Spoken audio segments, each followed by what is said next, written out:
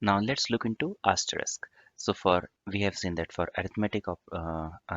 for arithmetic data type it will be used as multiplication and will just give the product of two.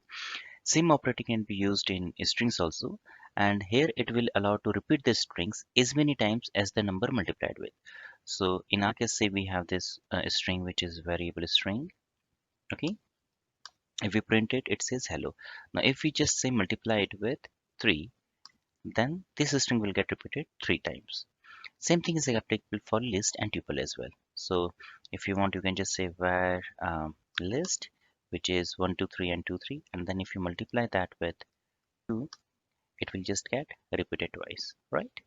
Or say if it's a tuple, which is 1 4 5 6 and 3, and if you multiply it with say 3, then you can see it is just repeated itself 3 times.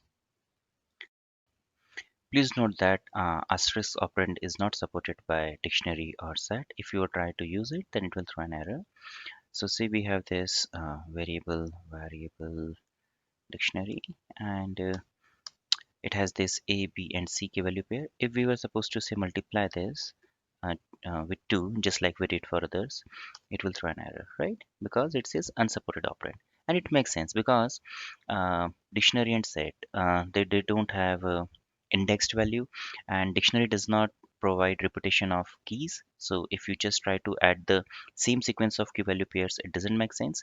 And similarly, set does have the unique values. So if we try to just multiply it with and the same values have to be repeated, it doesn't make sense.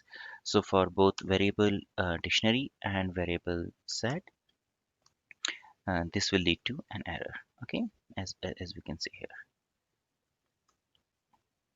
right?